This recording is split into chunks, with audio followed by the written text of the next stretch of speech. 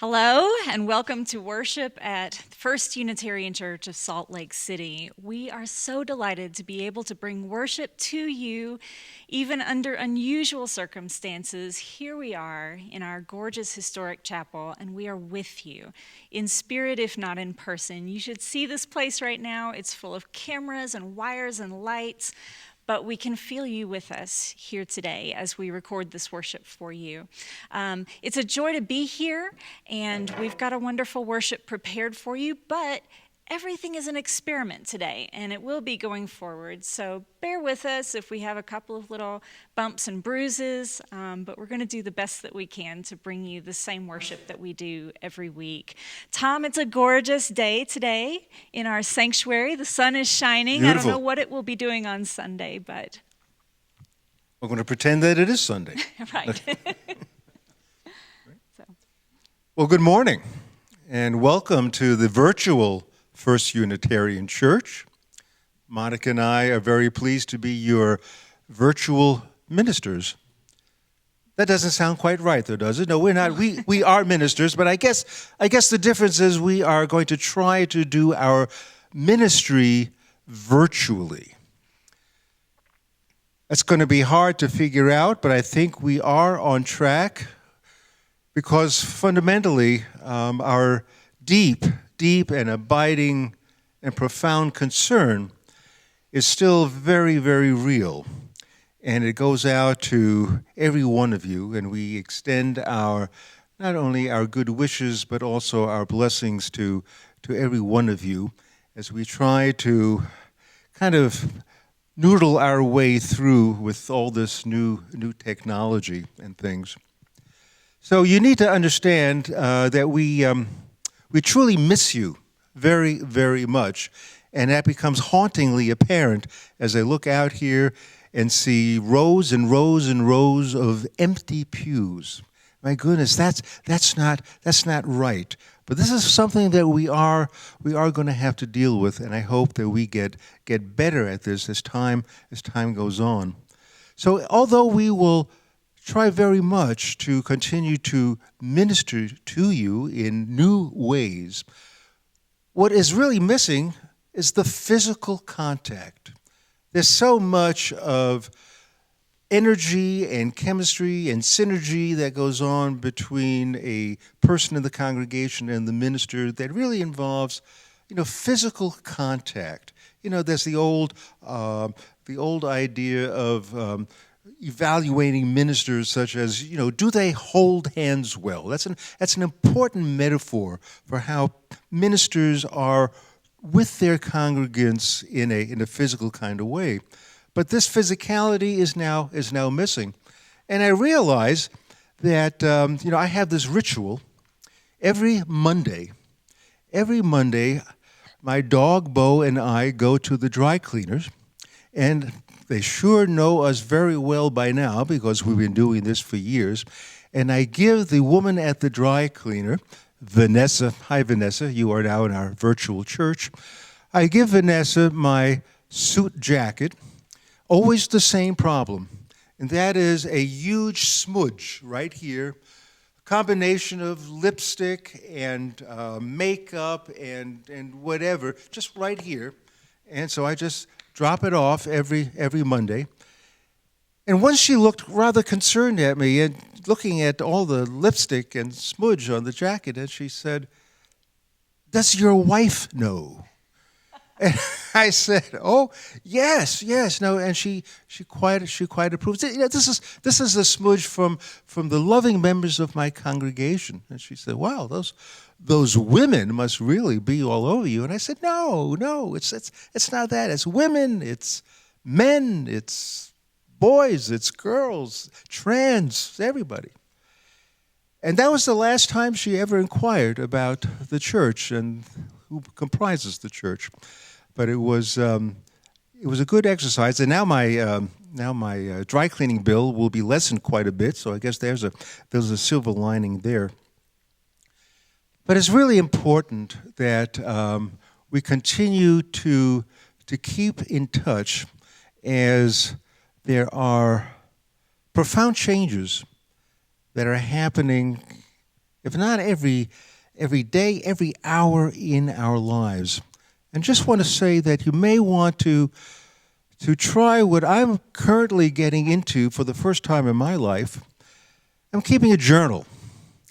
I'm keeping a journal because I want to track what I know will be remarkable changes. We observe them all the time, and we ourselves will be changed by all of this. And so by journaling, not only do we note the day-to-day things that we do differently, the allowances, whatever, but also the journaling allows us to really take note of how we are changing on the inside. That is a very profound experience, and something that maybe some time to come, we may want to examine to understand, how did we get to this new place where we currently are? So welcome, all of you. And it's kind of nice being on David's level. Oh, how wonderful, just to look into your eyes, David. What a fabulous, fabulous experience. So we're going to take advantage of us kind of being on the same level. I'm going to ask you to please light the chalice for us.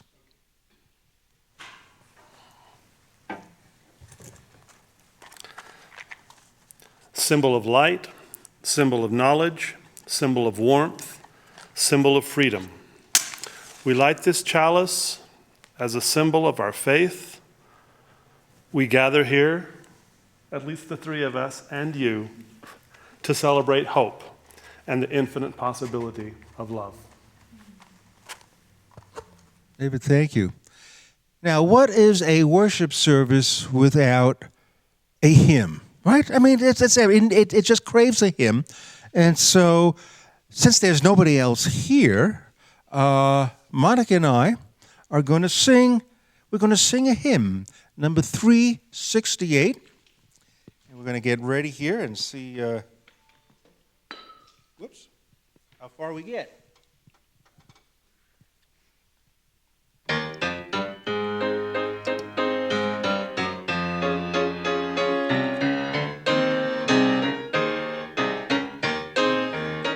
Now let us sing. Sing to the power of the faith within. Sing, now let us sing. Sing to the power of the faith within. Lift up your voice. Lift up your voice. Be not afraid. Be not afraid. Now let us sing to the power of the faith within. Now let us sing. Now let us sing to the Sing. hope within. Now let us sing. Sing to the Sing. power of the Sing. hope within. Lift up your voice. Lift up your voice. Be not afraid. Be not afraid. Let us sing to the power of the hope within. Yeah.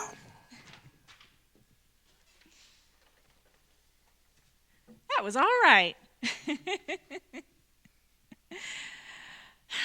Well, I've been thinking a lot about you this week, and I hope that you've been thinking about us too as we keep church going for you. I've heard from a lot of you, both virtually on Zoom or Facebook or Instagram, all of these social media technologies that we have, or in person, as I've talked to you on the phone or maybe hollered at you from down the street at a safe distance. But what I've heard is that everyone's going through a little something different, even as we all go through the same thing together with the first global pandemic that almost anyone has ever experienced. So what I wanted to do is just to pray for you and to pray with you and bring to your mind the different situations that folks in our congregation are going through. These are all things that I've talked to people in our congregation about this week. We have folks who are in the healthcare professions who can't even take a break for lunch, much less get on a Zoom call or talk to a minister. And so I'm praying for you this week that you'll find a minute to breathe, a minute to spend time with your family, plenty of time to rest, so that you can do the important work that you're doing now. I've talked to people who either have been laid off from their jobs or who are concerned about being laid off from their jobs, or who just aren't sure what's going to happen with their jobs this week. And so we're praying for you as well, that you'll find stability, that you'll have answers, that work will be a place where even if you can't do it peacefully, that at least you'll be allowed to continue to do it. Of course, I've heard from lots of you who are parents. Your kids are at home, and maybe it's a wonderful time to reconnect with each other and have some fun together. I think just as likely you're all climbing up the walls. I know we are at my house. And so I pray that you may have more of the former than the latter. Plenty of time to reconnect with your children, your parents, grandparents, time to rediscover one another, and a little grace to get everybody through. I've heard this week from people who are concerned for their own health, people with autoimmune disorders, people with pre-existing conditions, people who are elderly or sick, or people who are isolated in some way. I've also heard from people who don't have health coverage, and they're concerned. What happens if I get sick? Will I be able to make it through? So I'm praying for all of you, and I pray for everyone who is self-isolating at this time for the good of the realm, so that we can all prevent more sicknesses from happening, that we can flatten the curve and protect those who are marginalized for whatever reason, protect people who need our protection right now. I'd like to pray for people, most of all, who are trying to connect with one another despite extraordinary circumstances. I want you all to know that you're not alone. Even if Zoom is tricky for you, even if you don't have a Facebook account, even if you're in a isolated neighborhood, or God forbid that you're in the hospital yourself, I want you to know that we're with you in spirit, that your church is with you, and that we're praying for your wellness, and we're praying for your spirit.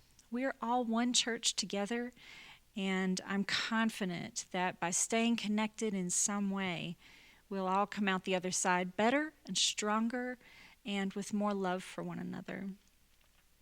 It's a little awkward to bow your head and close your eyes on camera, and so I hope that you'll receive this meditation in the spirit in which it was offered. And please let your ministers know if you need our help.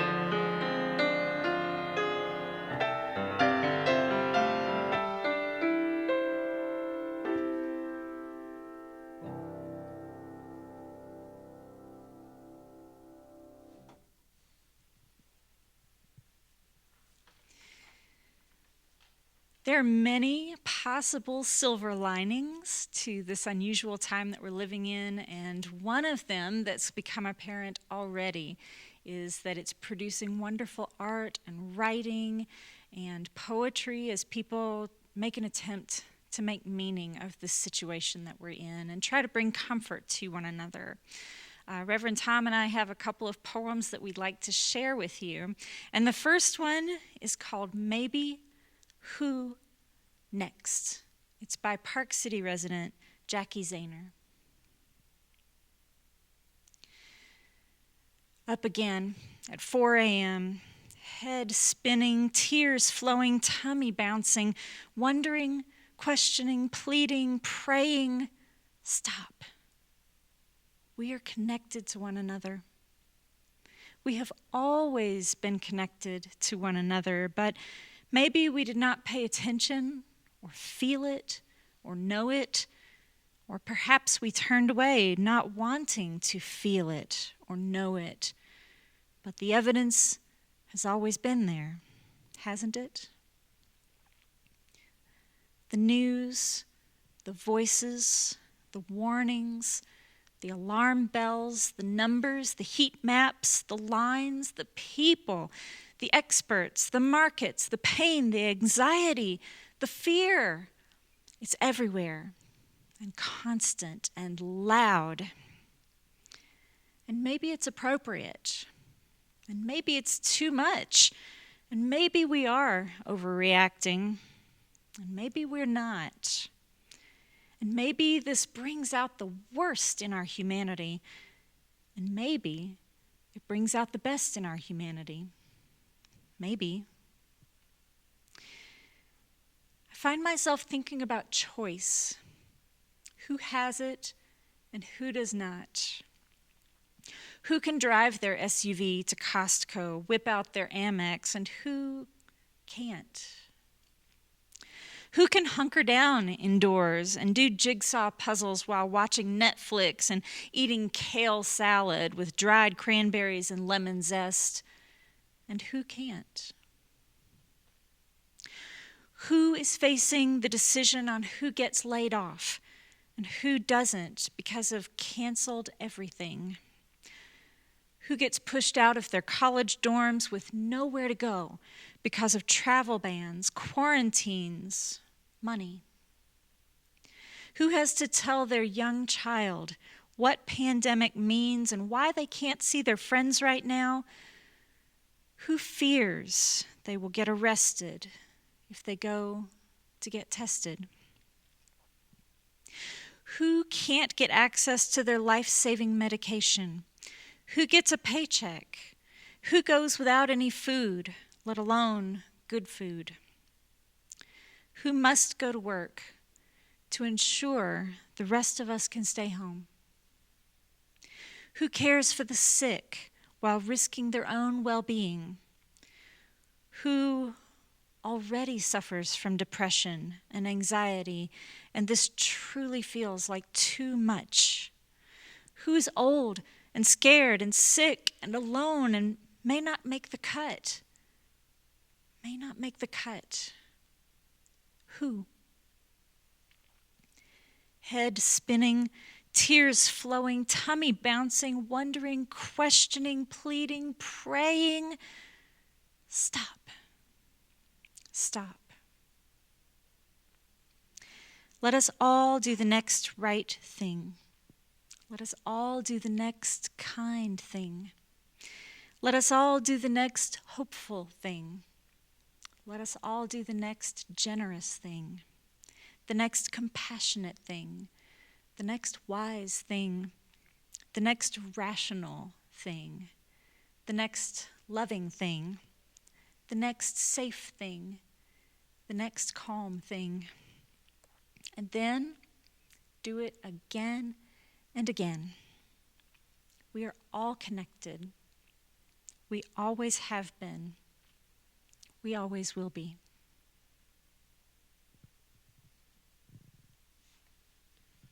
Good. Thank you, Margo. This poem is a little different in tone, but we can't get away from that same theme that just resonates not only among poets throughout our country and the world, but every single one of us. This one is called A Dispatch from Seattle. It's written by Sherman Alexei. And it goes something like this. He starts off by saying, yes, we're scared, but we also send zombie apocalyptic jokes by texts. I don't know when I'll see my friends in person again. I don't want to panic and overreact, but we don't want to underreact. Some of my friends are still hosting parties. Some of them are still planning to take their previously scheduled vacations overseas. Some are the polite looters. Some are the polite looters who are buying all the toilet paper in Seattle. Good for you, I text to one of them. You'll be the most hygienic and well-stocked shitter in the city. Some of my fellow Native Americans are performing the highly sacred indigenous shrug as in, dude, they're not giving us smallpox blankets. But hey, it's the Trumps, their wicked incompetence and delusional arrogance. That's what's striking us with smallpox of the soul. I try to listen only to the health experts, but the White House, conspiracy theorists, partisan hacks, trolls, and the insane dominate the discourse. And they always do. How did we get to a place where the borderline personalities get quoted as if they were the experts by borderline journalists who act as if they're experts as well? Maybe the true pandemic is immodesty. Maybe the true pandemic is the loss of a shared and common decency. But hell, that's big talk. Big talk for someone like me who just angrily, impulsively, and paranoidly bought $500 worth of canned food. And yet I also know that people are good. I know that most of us will reflexively switch into kindness mode. That's what humans at their best have almost always done. Well, in the meantime, here I am binging on Netflix as I serve myself another bowl of lactose-free ice cream and rhyme my way through self-quarantine.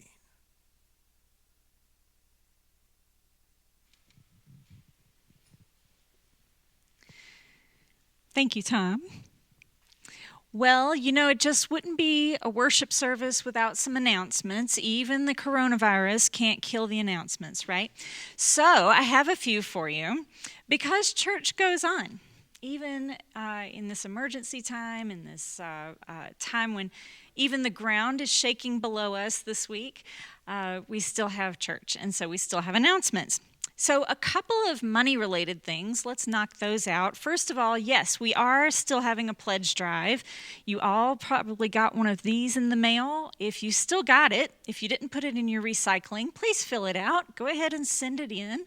Stephanie and Margaret are coming into the office just once in a while to pick up the mail, so they'll get it, and they can go ahead and record your pledge.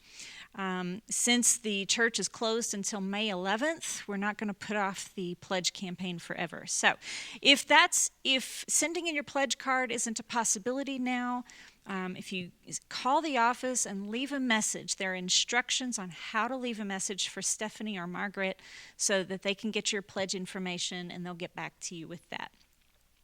The second announcement about money is a little bit closer to home.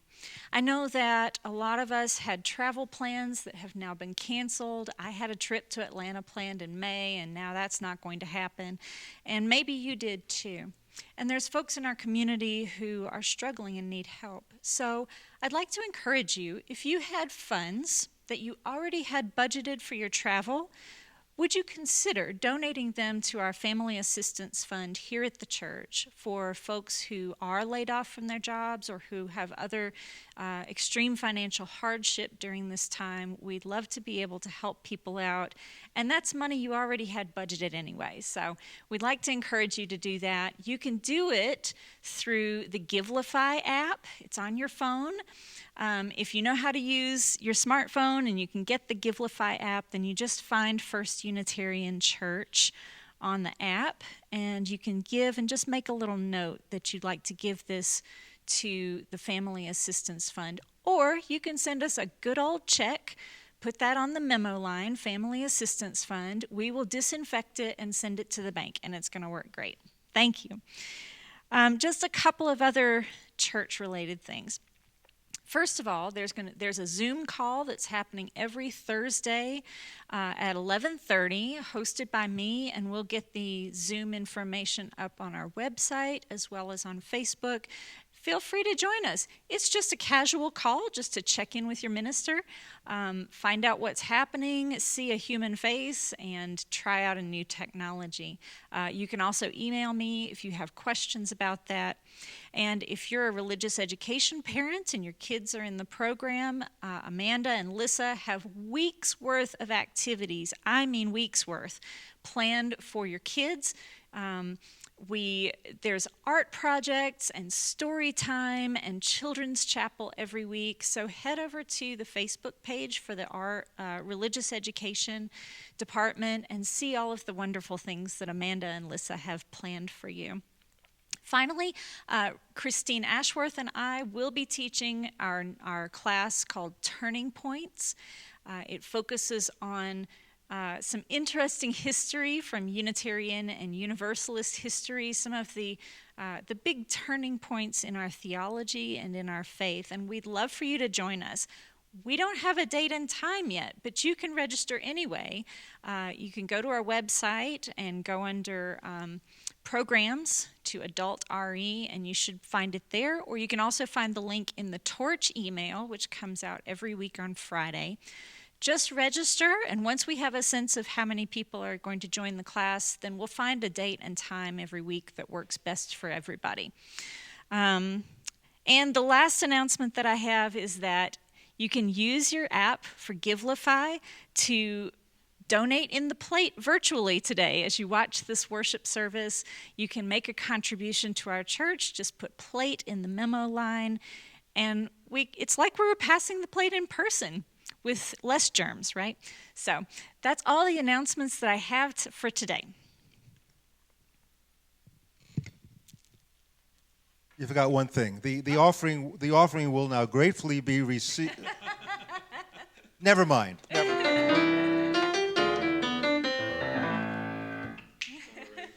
From all that dwells below the skies. Amen. I'm a creature of habit.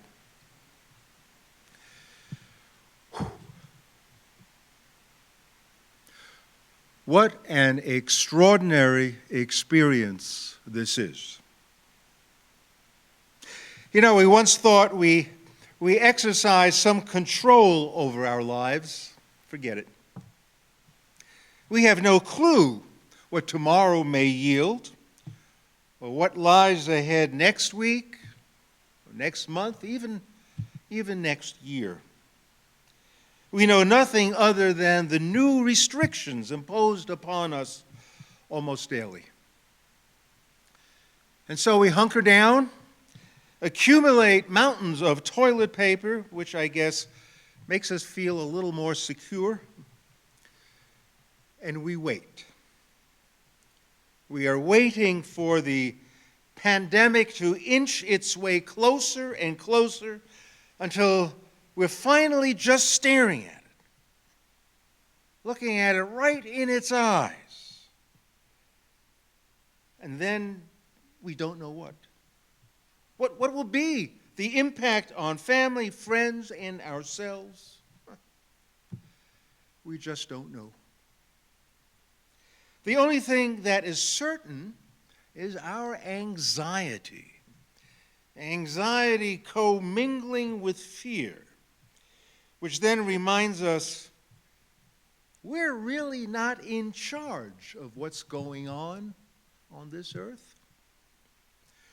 And we are challenged to carve out some kind of existence these days totally divorced from a lifetime of routines and habits we have faithfully observed forever.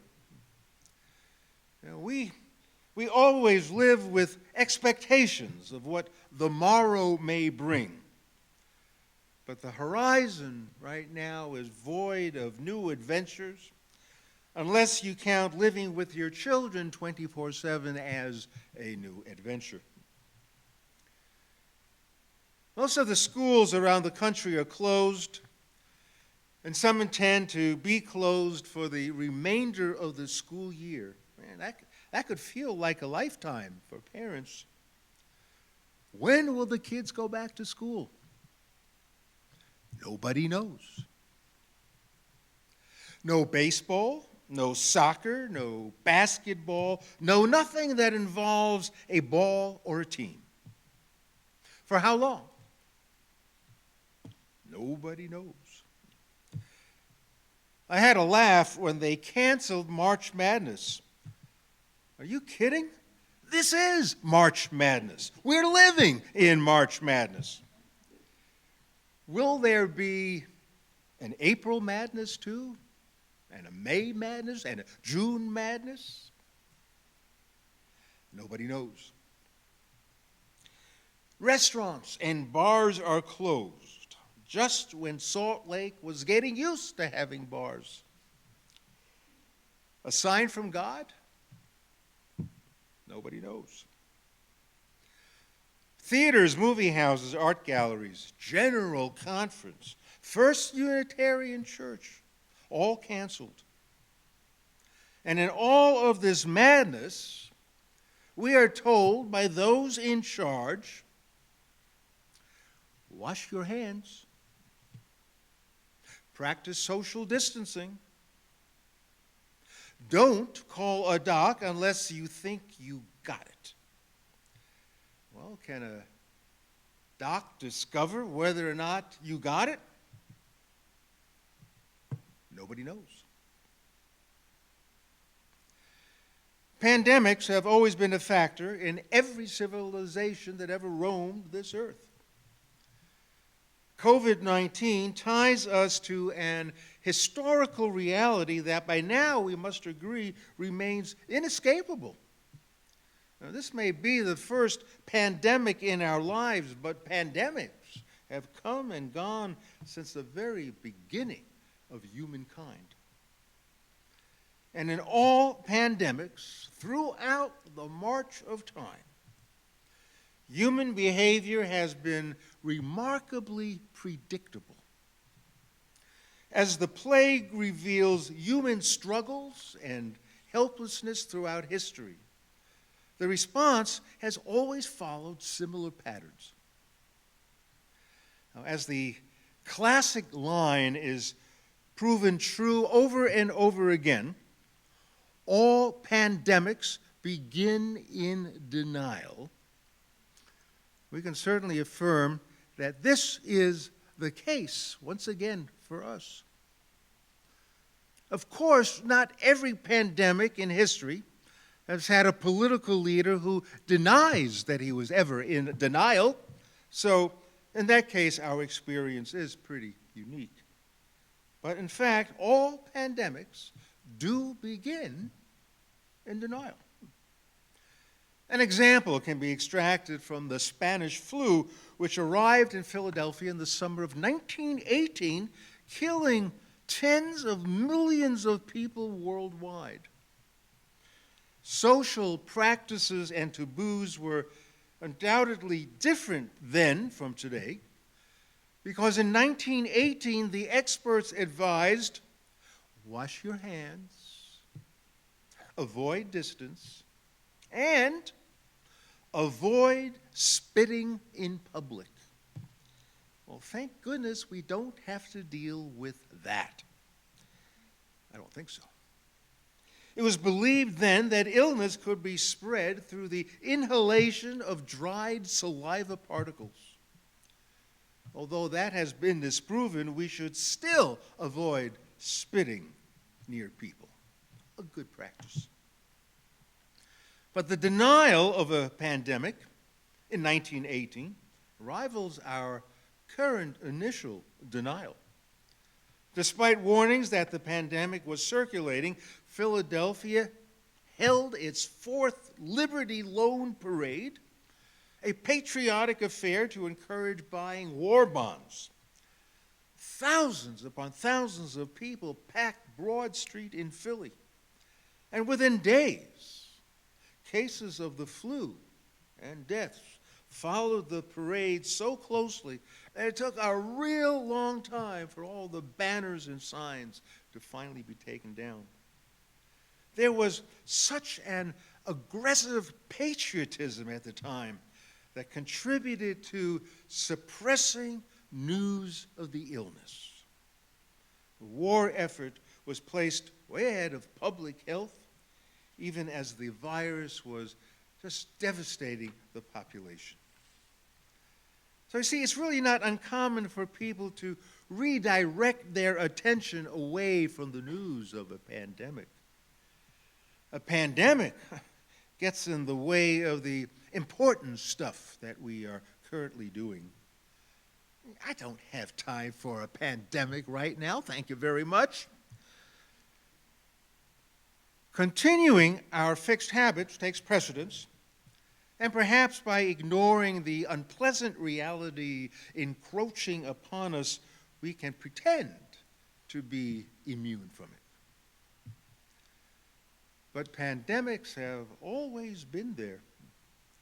You know, we even have biblical evidence from 3,000 years ago. In the Hebrew Bible, we have the 10 plagues sent by God to Egypt to convince Pharaoh to free the Hebrew people. The writers of the book of Exodus made it abundantly clear that the plagues had to have come from God as water turned to blood. A great darkness was cast throughout the land.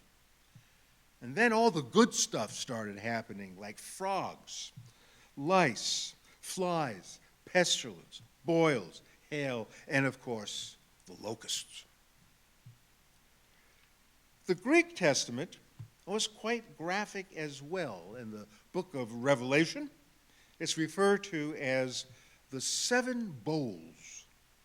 It yields this fascinating image, these bowls, this image of bowls held by angels who apparently flew close enough down to earth and spilled the contents.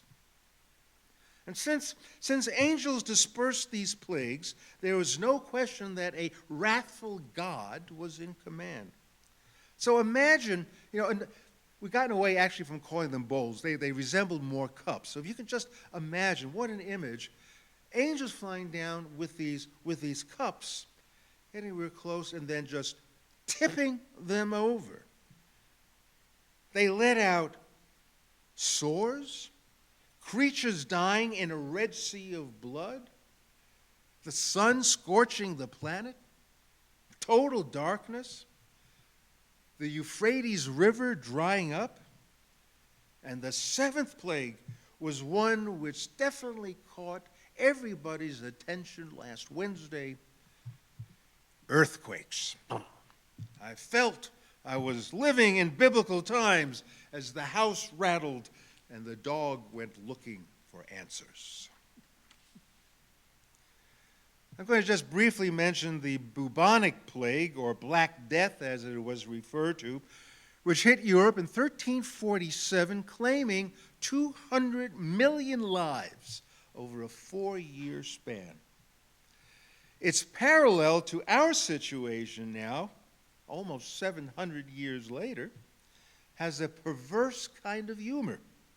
At that time, it is written in the annals of history, there was no scientific understanding of how to stop the disease. All they knew then was that it spread when in proximity of others. Well, I can't say we've made a lot of scientific progress through the centuries. The response then is very close to our response today: isolation and quarantines. It was in Venice at that time that the first quarantine was imposed when the port city decided to keep newly arrived sailors in isolation until they could prove they were not sick. Sailors from foreign countries were mostly isolated for 40 days. In fact, the word quarantine comes from the Italian quarantino. It sounds so much better in Italian, doesn't it? I'm going to do a little quarantino. I'll be back. Far more significant than the esoteric connections among all the pandemics through time is the human response to illness, fear, uncertainty, and loss of agency. Some of our greatest writers have placed their novels in a time of pandemic when their characters exhibit a familiar thread of either hubris or angst. I want to refer briefly to just 3 literary examples exposing the breadth of human responses. I tell you, I find it utterly fascinating that all 3 books are political in nature.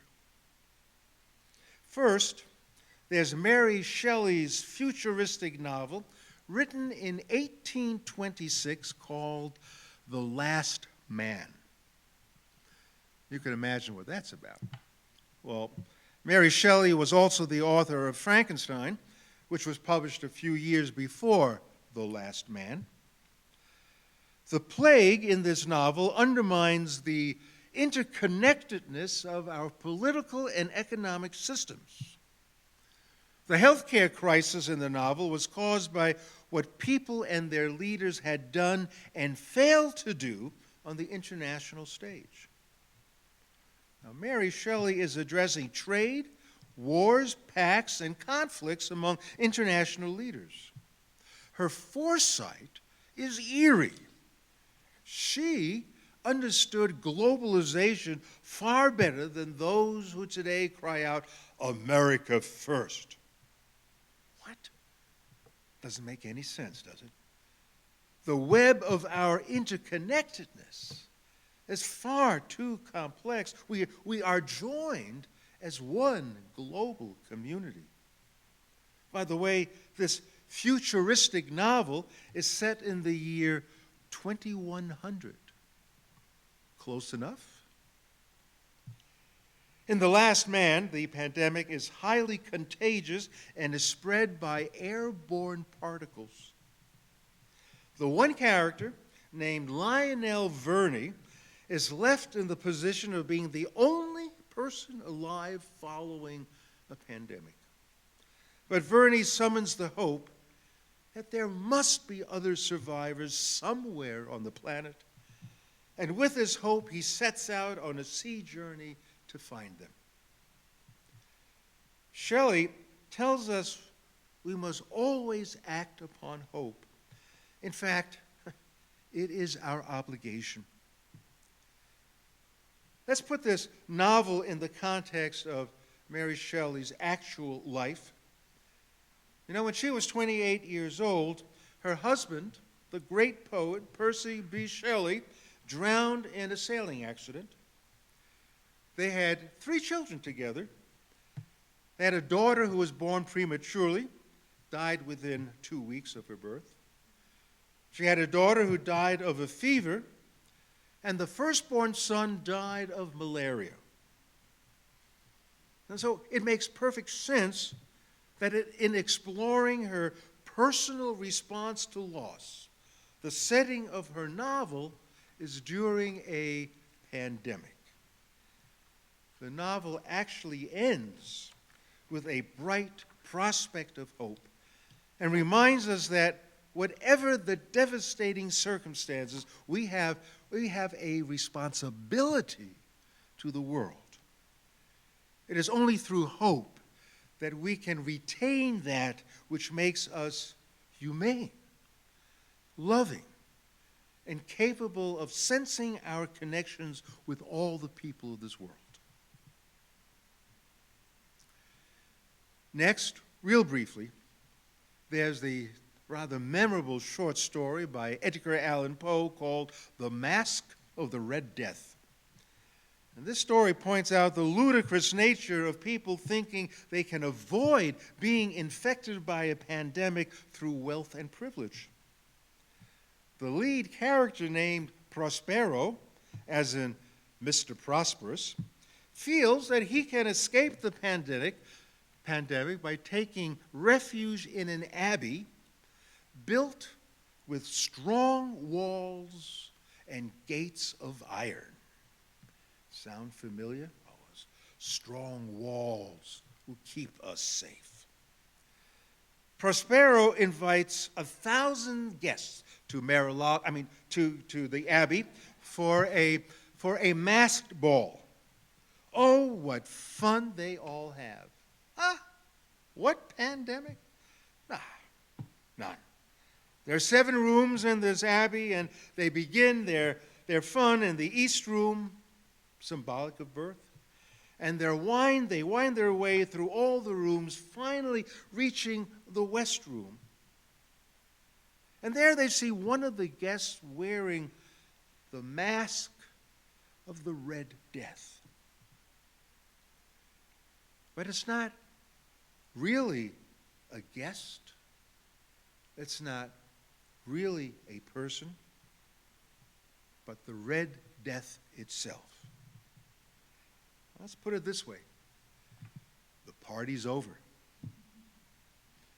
Regardless how much money you have, as a mortal human being, you are never safe, no matter how strong that fortress that you build.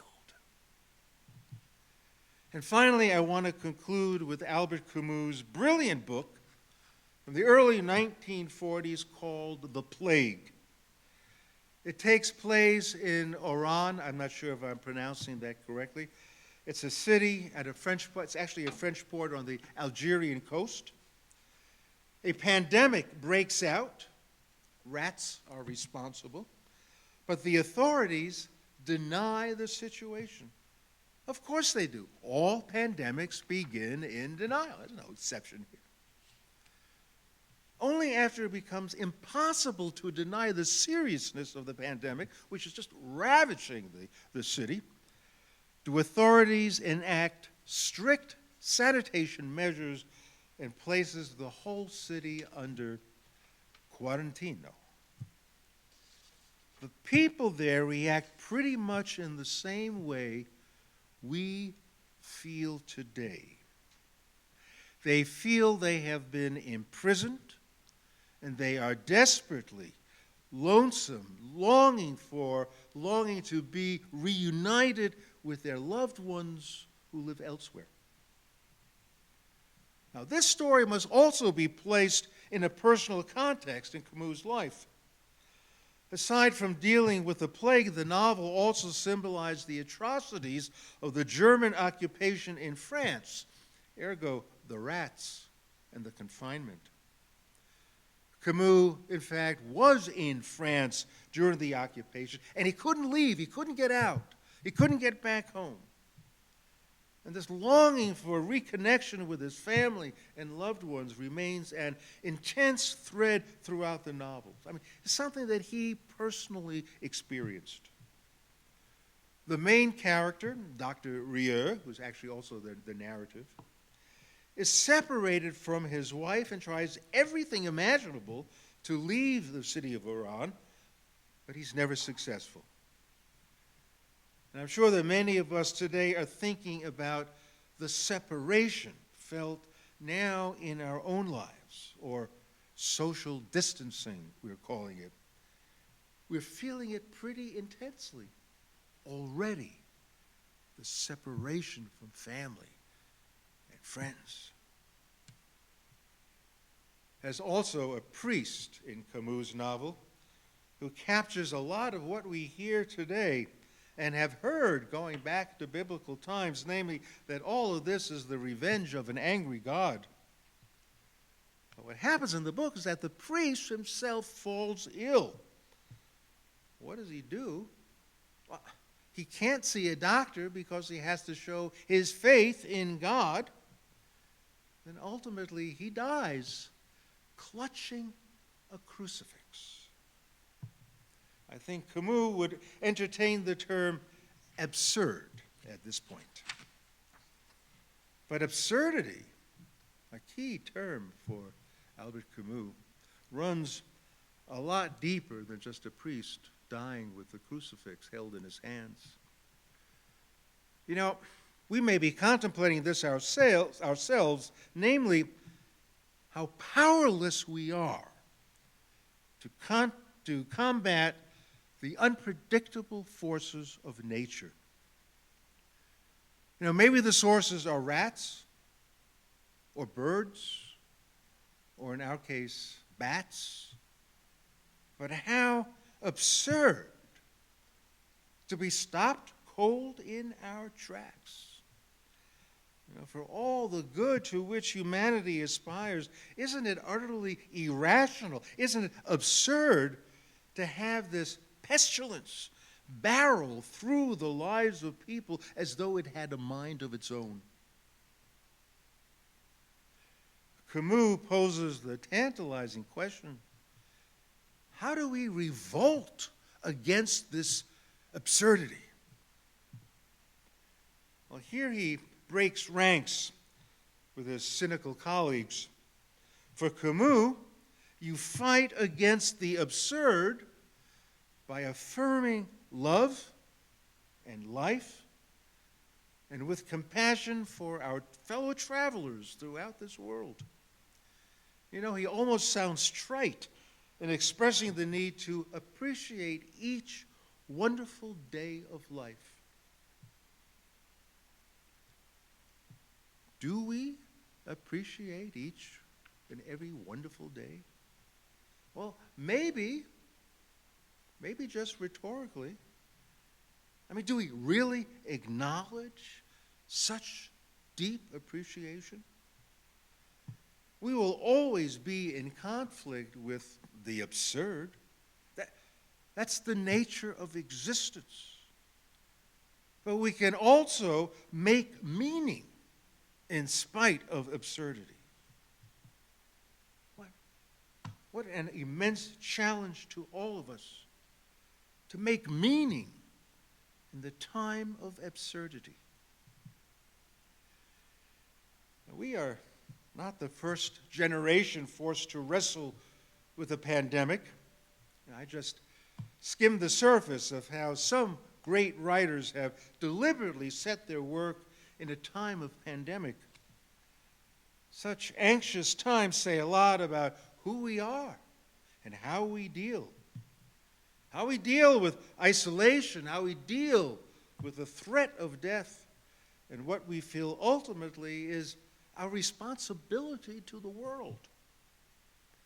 You know, from the 10 plagues in Egypt to the COVID-19 virus today, humankind has dealt basically with the same question in the same way. We're all trying to find shape and meaning in an absurd world. There are 3 lines in which Jane Hirshfield ends her poem, The Weighing. They go like this. The world asks of us only the strength we have, and we give it. Then it asks more,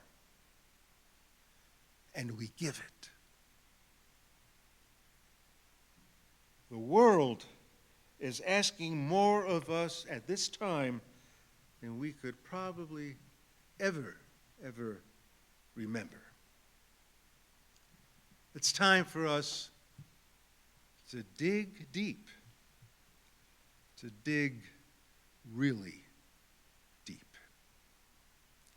so be it.